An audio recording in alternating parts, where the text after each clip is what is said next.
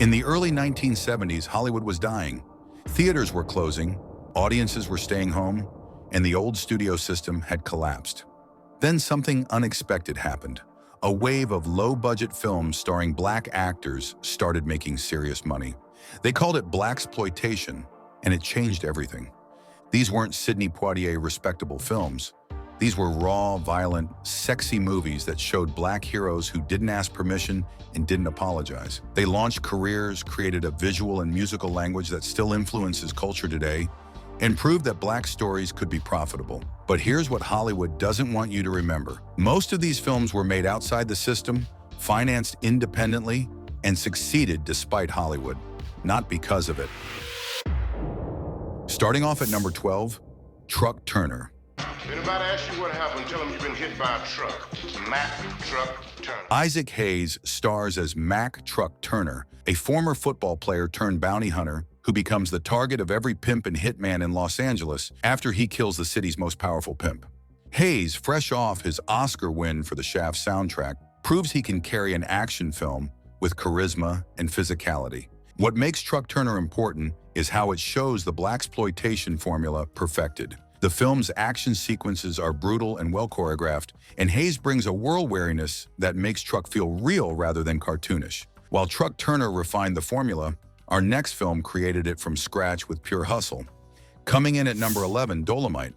I hope you ain't cold as a windy city, because the way I feel now, baby, I could sure warm you up. Rudy Ray Moore wasn't an actor or director. He was a comedian who sold raunchy party albums out of record stores. When Hollywood laughed him out of every office, Moore raised the money himself, maxing out credit cards and calling in favors. What makes Dolemite essential isn't technical polish. The film is rough with visible boom mics and continuity errors. What makes it essential is Moore's absolute refusal to compromise his vision. The film made over $10 million, proving that black audiences would support films that spoke directly to them. Moore's DIY spirit influenced everyone from Spike Lee to Tyler Perry. From independent hustle to studio backing, our next film proved that Blaxploitation could have both action and female empowerment. At number 10, Cleopatra Jones. Ever hear of you selling so much as a cough drop? I'm coming down on you so hard. Tamara Dobson's Cleopatra Jones was revolutionary, a 6'2" black woman who was elegant, intelligent, and deadly. She wasn't sexualized like other female action heroes. She was powerful on her own terms, a government agent who fought drug dealers with martial arts and style. What makes Cleopatra Jones important is how it challenged both racial and gender stereotypes. Cleo wasn't anyone's sidekick. She was the hero. The film gave black women a character who was both feminine and formidable. The film's villain, Mommy, Shelley Winters, is a queer-coded drug lord who made studios nervous. That tension added layers that most action films avoided. While Cleopatra Jones showed female power, our next film examined moral complexity in Harlem streets.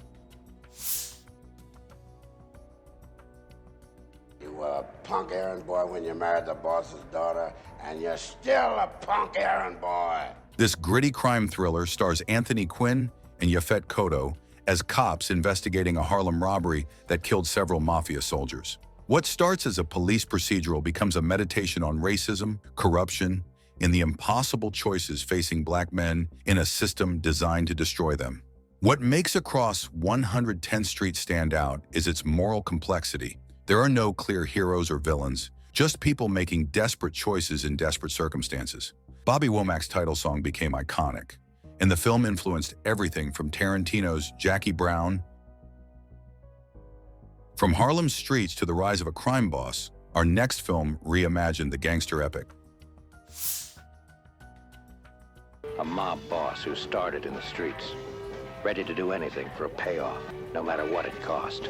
Larry Cohen's rise and fall gangster epic stars Fred Williamson as Tommy Gibbs, a shoeshine boy who becomes Harlem's most powerful crime boss. It's a black reimagining of Little Caesar, but with a James Brown soundtrack and a racial consciousness that white gangster films lacked. What makes Black Caesar important is how it shows racism within organized crime. Tommy doesn't just fight other criminals, he fights the white mob that wants to keep black gangsters in their place. Williamson brings charisma and physicality to Tommy Gibbs, making him both terrifying and sympathetic. The film doesn't judge him, it understands him. While Black Caesar showed one man's rise to power, Our next film examined Black solidarity. Coming in at number 7, Three the Hard Way. Three the hard way. 3 cities and 3 of us. This action spectacular united 3 of Blaxploitation's biggest stars, Jim Brown, Fred Williamson, and Jim Kelly, to fight a white supremacist group planning to poison water supplies to sterilize black people. The plot sounds outlandish, but it's rooted in real fears about government experimentation on black communities. What makes Three the Hard Way essential is how it shows black solidarity across different backgrounds. The film suggests that black people must unite to fight systemic threats. The action sequences are spectacular, and the film was a massive hit. From action spectacle to intimate character study, our next film showed that Blaxploitation could be art. Next on the list at number 6, Coffy. My name's Coffin. LaBelle Coffin is my little sister. Pam Grier stars as a nurse who becomes a one-woman army against the drug dealers who destroyed her sister. Director Jack Hill creates a revenge thriller that's both exploitation and genuine social commentary. What makes Coffy revolutionary is Pam Grier's performance. She's not just an action hero, she's a fully realized character with motivations, vulnerabilities, and moral complexity. Grier refused to be just a sex object, insisting on agency and depth. The film's violence is shocking and purposeful. When Coffy kills, it's not glamorous, it's ugly and necessary. While Coffy fought alone, our next film elevated Blaxploitation through its sophisticated soundtrack.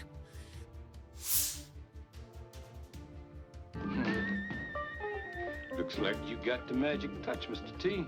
Marvin Gaye's only film soundtrack accompanies this story of Mr. T, Robert Hooks, a private detective caught between warring crime factions. The film itself is solid, but Gaye's soundtrack transcends it, creating a moody, sophisticated sound that influenced decades of film scoring. What makes Trouble Man important is how it elevated Blaxploitation music beyond simple funk. Gaye's score is jazz-influenced, complex, and emotionally rich. It proved that black film music could be as sophisticated as any European orchestral score. From sophisticated music to street style, our next film defined Blaxploitation cool. My baby be in a couple of minutes, lay more money. Oh, man, and you niggas ever seen. Max Julian stars as Goldie, an ex-con who becomes Oakland's most successful pimp. The film is controversial for seemingly glorifying pimping, but it's more complex than that. Director Michael Campus shows both the allure and the ugliness of the life. What makes the Mack culturally significant is its influence on hip-hop. Rappers from Too Short to Snoop Dogg have referenced the film, adopting its language and style. The film's depiction of street economics became foundational to rap culture. The film also features real pimps as consultants, giving it an authenticity that studio films couldn't match. While the Mack showed the pimp game, our next film gave us the ultimate female action hero. I better warn you, I got a black belt in karate. And I got my black belt in bar stool. Pam Grier returns in Jack Hill's follow-up to Coffy, playing Foxy Brown, a woman who infiltrates a prostitution ring to avenge her boyfriend's murder. The film is more polished than Coffy, with better action sequences and a tighter plot. What makes Foxy Brown the definitive female Blaxploitation film is how it shows a woman using the system's assumptions against it. Foxy pretends to be what men expect, a prostitute, a victim, then destroys them from within. The film's climax is shocking and unforgettable. Grier's performance is fearless, cementing her status as the queen of Blaxploitation. While Foxy Brown perfected the female action hero, our next film created the template for all Blaxploitation soundtracks. We're out here building a new nation for black people. It's time for you to start paying some dues, nigga. Curtis Mayfield's soundtrack for Superfly is more famous than the film itself, and for good reason. It's one of the greatest albums ever recorded. But the film, starring Ron O'Neal as Priest, a cocaine dealer trying to make one last score, is also essential viewing.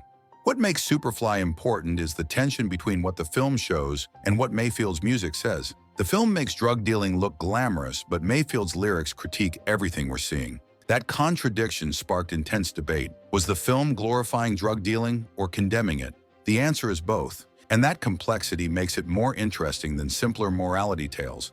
And finally, we arrive at the film that started it all. Listen, Snow White. Me and you gonna tangle sooner or later. Why don't you stop playing with yourself, Willie? You ain't gonna do shit. John Shaft is a private detective who doesn't take orders from anyone. When he's hired to find a kidnapped girl, he navigates between Harlem's streets and the white establishment with equal confidence. Richard Roundtree's performance created an archetype, the cool, competent black hero who commands respect.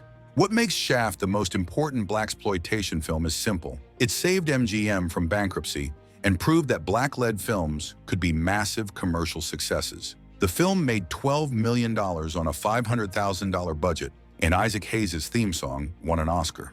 Director Gordon Parks brought artistic credibility to the genre. As a renowned photographer and filmmaker, Parks elevated Shaft beyond exploitation, creating a film that was both commercially successful and artistically accomplished. The film's influence is immeasurable. Every cool black action hero since Shaft, from Blade to Black Panther, owes something to John Shaft walking down a New York street to Isaac Hayes' wah-wah guitar. If that blew your mind, we've barely scratched the surface. Hit like, tap subscribe, and don't miss what we uncover next. Hidden truths, lost footage, and stories that were never supposed to make it off the cutting room floor.